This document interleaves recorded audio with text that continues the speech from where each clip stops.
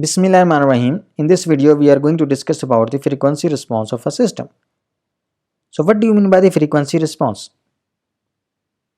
So frequency response is basically the term which refers to the steady state response of a system to a sinusoidal input. So we apply the sinusoidal input to the system and we vary the frequency of this input signal, and we observe that what is the impact at the output magnitude and the phase. So with the variation of the frequency at the input, right, your output magnitude and the phase with respect to the input changes. Frequency of the input and the output remain same, but only the magnitude of your output and its phase with respect to the input changes. So the study of this one, that how your magnitude and the phase is changed when the frequency of the input signal is changed, is the frequency response of your system in the steady state. So steady state response of a system to a sinusoidal input gives you the frequency response. For that, first of all, you need to have the sinusoidal transfer function. Steady state output of a transfer function system can be obtained directly from the sinusoidal transfer function. So what is the sinusoidal transfer function? Sinusoidal transfer function is obtained by replacing s with j omega in your transfer function, where omega is the frequency in radian per second. So in S domain, in S plane, we know that S is equal to sigma plus j omega. So if this sigma becomes 0, right, so S will be equal to j omega. So if we replace S with j omega in the transfer function, so we get the sinusoidal transfer function. So to study the frequency response, the first step is to determine the sinusoidal transfer function, and that is obtained by replacing S with j omega. And then the frequency of the input signal is varied, and then we see that what is the variation in the magnitude and in the phase of the output with respect to the input. So if the input is a sinusoidal function, the steady state output will also be a sinusoidal signal of same frequency but possibly with different magnitude and the phase angle. We will shortly prove that the frequency of the output is exactly same what is the frequency of your input signal. Only the magnitude will be changed and the phase of the output will be updated with respect to the input when we change the frequency of the input signal. So now let's suppose that our input is defined by this equation, that is x into sine of omega t, where x is the magnitude of your input sinusoidal. So how to get the sinusoidal transfer function? We will replace this s with j omega in the transfer function. So if we replace this one and we represent this g of j omega in terms of real and the imaginary parts, so this can be written as x plus, let's suppose, jy, where x is the real part and the y is the imaginary part. Right, so we can find out the magnitude of the system transfer function, that will be equal to x square plus y square under root, right? And similarly we can find out the phase, that will be equal to tangent inverse of the imaginary part y over the real part, that is x. Because this s is a complex number, so we can represent our this transfer function g of j omega, that is the sinusoidal transfer function, in terms of the magnitude and the phase. Right, so the magnitude is, let's suppose, m, and this term can be written like this. Or we can also represent our frequency domain transfer function as like that, m with angle phi, where m is the magnitude and phi is the angle that is obtained by taking the tangent inverse of the imaginary part divided by the real part. So m is given like that, and this phi, that is the phase of our system transfer function, is represented like that. So what will be our output if we apply the sinusoidal input? Our output is given by this equation, that it is the product of the input magnitude and the system magnitude, and there is the phase phi that is introduced in the output because of the system. So input function is this one, sine of omega t, and the output that you can see is sine of omega t plus phi. So this is the phase part. So this, let's suppose, is equal to m. So output can be written as x into m into sine of omega t plus phi. Input and output are of same frequency. This is of frequency omega and this is also of frequency omega. So how we define m? M is basically the amplitude ratio of the output and the input sinusoidals. And what is this phi? Phi is the phase shift between the input and the output signals, output sinusoidals. So just look at this system. So phi is basically the phase introduced by this g of s. So the phase shift in the output with respect to the input introduced by this transfer function, that is this phi. And the m is basically the ratio of the magnitude of the output with the input, right? So if I write down the output, if I say the input is x, we know that the magnitude of the transfer function is m, let's suppose. So then y, the magnitude of the output, that will be x into m, right? So from here I can say m is equal to y over x. That's the ratio of the magnitude of the output and the input sinusoidals, right? Okay, now let's prove that output is of same frequency. So now let's consider the transfer function of the system that is given by this equation. And let's suppose that there are n number of poles in the system transfer function. So how you will represent the output? Y of s will be equal to g of s into x of s. Our input is sinusoidal, so x of t is equal to x of sine of x into sine of omega t. So if we take the Laplace transformation of this one, so we can represent our input like that, where x is the magnitude and this is the Laplace transformation of your sinusoidal signal. So if you know that one, so now this equation y of s can be written as the product of g of s omega xs by s square plus omega square, replacing this x of s with this term.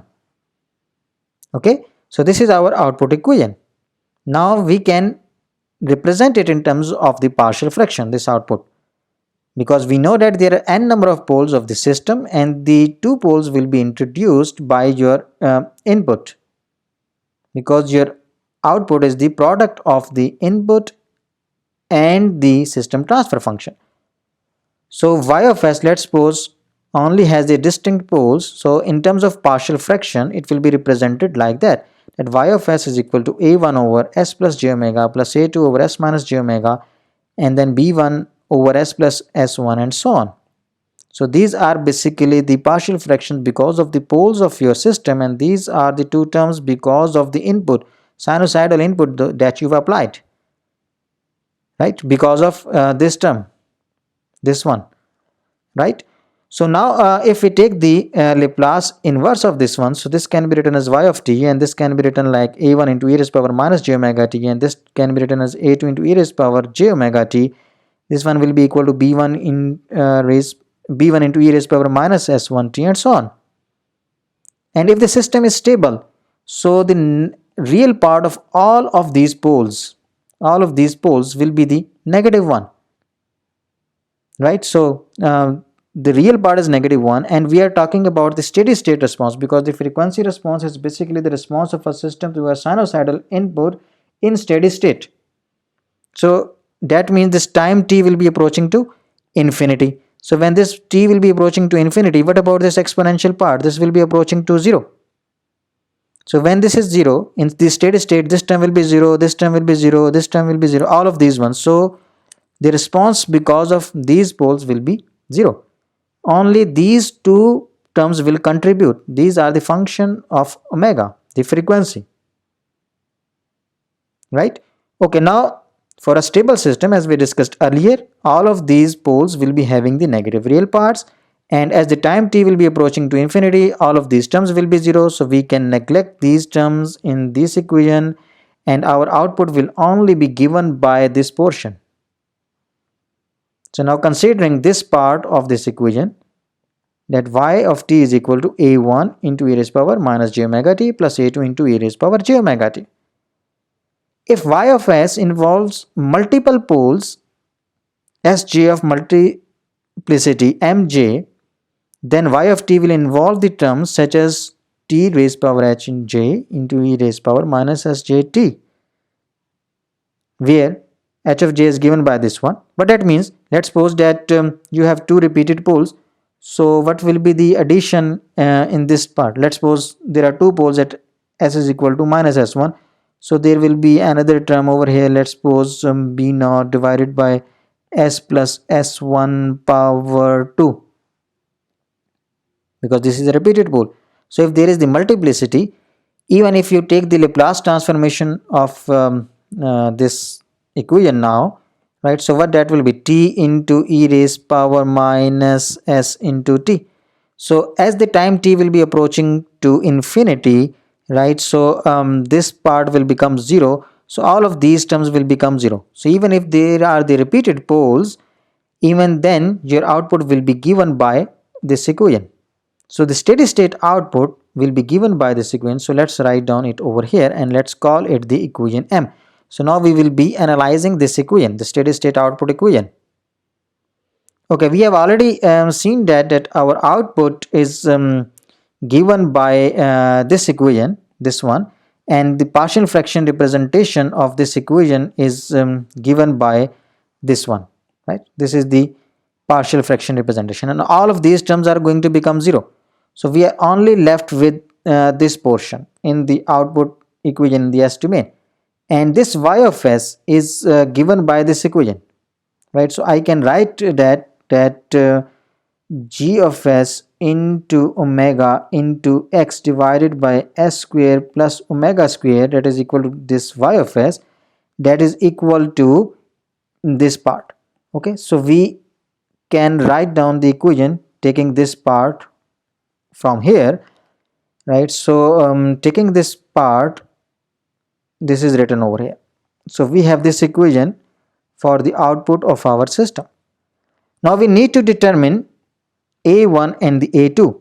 So for that, let's write down this equation, and this is obtained by multiplying all of these terms by s square plus omega square. So s square plus omega square, this and this will be cancelled out, so you will be left with this one, s square plus omega square. So s plus j omega will be cancelled out and you will be left with s minus j omega. And similarly, if you multiply this term with that one, so you will be left with s plus j omega. Okay, so now let's determine a1 and a2. So to determine a1, first of all we will have to make it 0. So let's suppose that at s is equal to minus j omega. So when s is equal to minus j omega, this equation can be written like that omega g of minus j omega into x, that is equal to a1 into minus j omega and minus j omega. So that is minus 2 j omega. So rearranging it for the a1, we will get this expression. And then taking s is equal to j omega, this one, if you take s is equal to j omega, this part will become 0, right? So you can find out a2. So a2 will be given by this one, that is x into g of j omega by 2j. So a1 is negative and the a2 is positive. Okay, now let's look at that how we can represent this g of minus j omega and g of j omega. So we have already seen that we can represent our transfer function g of j omega like that, the magnitude of this one, right, and the phase of this one, that is e raised power j phi. Now if in the same transfer function we replace omega with minus omega, so what will be the impact? Because we have seen that g of j omega is can be written as r, or sorry, equal to, let's suppose, x plus j omega, x plus jy, sorry. So it's a complex number, right? And you can take the magnitude of that one and you can find out the phase. This phase will be equal to tangent inverse of imaginary part divided by the real part. So the magnitude g of j omega, that will be equal to x square plus y square under root. So you can find out the magnitude and the phase, and you can represent your frequency domain transfer function like this. Okay, this one. So g of j omega, that is represented by this one. Now if we replace omega with minus omega, so you will get this part, and for that the magnitude will remain same. The magnitude will not change, only the phase will change, because this term will become the negative one. So g of minus j omega, that will be equal to g of j omega. So there will be no change in the magnitude, only the phase will be updated. Okay, so g of j omega is equal to this magnitude into the phase term. So this phase term is obtained by taking the tangent inverse of imaginary part of j omega divided by the real part of j omega. And g of minus j omega can be written like that. Magnitude of g of minus j omega and the phase term of that one, that will be negative with respect to the previous one, because now we are introducing minus j omega. But the magnitude of g of minus j omega will be same as that of g of j omega, right? So that will remain same, only the phase will be different. And that can be shown with the help of a small example. Let's suppose that g of s is equal to s over s plus a. So if I replace s with j omega, I can write it like that, j omega over j omega plus a. And if I take the magnitude of this one, right, so that will be equal to omega over omega square plus a square under root, right? And if I say now that I am going to replace s with minus j omega, so I can write it minus j omega divided by minus j omega plus a. So if I take the magnitude of this one, right, so that will be equal to omega over omega square plus a square under root. So from here you can see the magnitude is same, sorry, from here, this one with this one, so the magnitude remains same, so magnitude is not changed. So the magnitude of j omega and g of minus j omega, that will be same, only the phase will be different. So that is shown over here. Okay, now using this concept we can write this equation like that, a1 is equal to minus x magnitude of g of minus j omega is g of j omega, and its phase is minus j phi. So this equation can be written like this, and this equation a2 can be written as x into g of j omega into e raised power j phi divided by 2j. So now using these two values of the coefficients, a1, that is this one, right, and a2 will be given by this equation. And now we know that the steady state output equation, as we discussed earlier, is given by this equation. And in this we are going to now use this value of the a1 is given by this one, and the a2 is given by this one. So if you use that one, you can write down this equation, and if you rearrange you will get this one, and this part can be written as the sine of omega t plus phi, right? So this is your output, x into g of j omega into sine of omega t plus phi. So your output is sinusoidal, that is omega, that is of frequency of omega, because what you applied as an input, your x of t is equal to x into sine of omega t. So input frequency is omega, so your output frequency is also omega, but your output has a phase phi.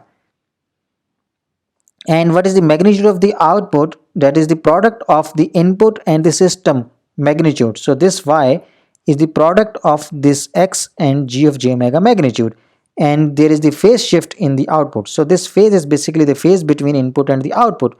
So your input is the sinusoidal one, it has the magnitude x, so your output is also sinusoidal, that has the magnitude y, that is given by the product of these two, and it has the certain phase, right? So g of j omega, that is given as y of j omega output over input. So in the magnitude of this one is basically the magnitude of your system transfer function. So amplitude ratio of the output sinusoidal to the input sinusoidal is the magnitude, that is g of j omega, and the phase of your system transfer function is basically the phase shift your output with respect to the input. So your frequency domain transfer function of the system is given by this equation, right? That is the sinusoidal transfer function. Okay, now if your phase angle is positive phase angle, so then your system is said to have the is of type phase lead network. So if your angle is positive, the system is called, or that is called phase lead, and if your phase is negative, then your it is said to be the lagging one, phase lag. So a network that has the phase lead characteristics is called a lead network, and a network that has phase lag characteristics is called a lag network, right? So if your output phase is if the phase in the output is positive, it means your system has your network is the leading one because it is having the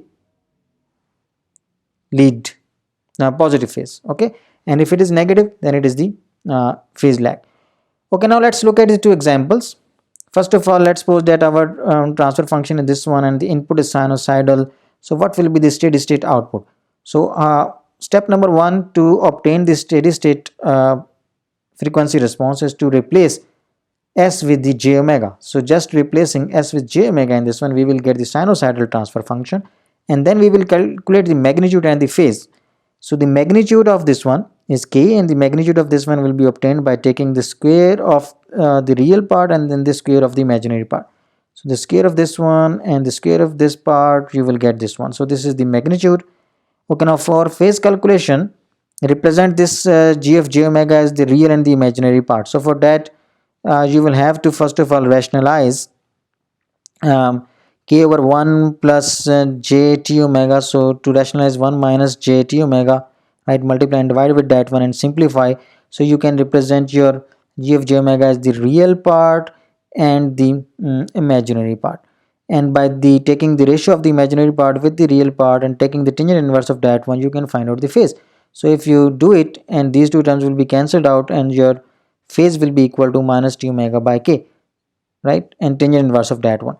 So the phase of the system is given by this one, and we know that the output equation is this one. So in this we have calculated this g of j omega over here. So taking it from here, and this phi is equal to minus tangent inverse of t omega by k. So this is the equation for the steady state response of your system. And if you look at this equation, that your y is basically the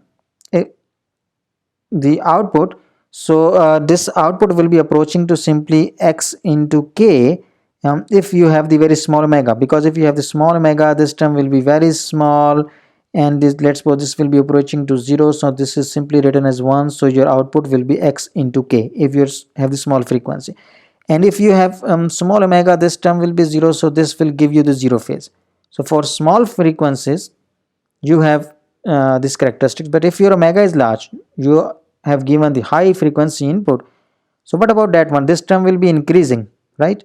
So when this term will be increasing, so what about this part, the magnitude, that will be decreasing. So magnitude will be decreasing, will be approaching to 0, and as this part is increasing, the omega is very high, so this will be increasing. So this will be approaching to, let's suppose, infinity. So tangent inverse of infinity is 90. So your phase will be approaching to minus 90 degree, right, because of this negative sign over here. So this is the phase lag network because your phase is negative. Okay, now let's look at the second example, that g of s is given by this one. You have 1, 0 and 1 pole, and you are supposed to determine the network is either a lead network or the lag network. So first of all, we will determine the sinusoidal transfer function, that is g of j omega. So replacing s with j omega, so you will get this transfer function, and then you are going to find out the magnitude. So magnitude will be obtained as 1 square plus t1 omega square under root, that is the magnitude of this part, and the magnitude of the pole is this one. Okay, now to calculate the phase, let's take this transfer function, and we are going to rationalize it because we want to have the separated real and the imaginary part. So after rationalizing, we will get this expression, and finally if you do the calculations, simplification, you will get this one, and the phase will be the tangent inverse of the ratio of the imaginary part and the real part. So you will get this one, and by using the trigonometric identity, it can be written like that. Okay, so what will be the output equation? This is the magnitude x into the magnitude of your system transfer function, and this one is the phase term that you have obtained from this equation. Okay. Okay, now let's look at that. If your t1 is greater than t2, this t1 is greater than t2, so this term will be positive. This will give you the positive output, and if it is positive, your phase will be positive. So positive phase means your network is leading network, because it is providing the lead at the output. And if your t1 is less than t2, so this portion, this will be less than 0, so this sign will be negative. So negative phase means it's a lagging one, so your this system will be the lag network. Okay, so it depends upon the position of the pole and 0, that what will be the net response. So t1 and t2 are basically defining the position of the pole and zeros. Okay, so now if I conclude this lecture, what we have discussed what is the meaning of the frequency response and how we can get this frequency transfer function. And in the frequency domain, if we apply the sinusoidal input, the output is sinusoidal and is of same frequency. We have proved it. We have proved it with the help of this equation, this one, that your output is of same frequency, but only the magnitude and the phase of your output is affected. Magnitude and phase with respect to the input. Okay, and in the next upcoming videos we will see that how we can use different tools to study the frequency response of the system, and those tools are the Border diagram, Nyquist, or the polar plots, and the Nichols plots. So we will discuss them in detail. So that's all from this video. Thank you very much.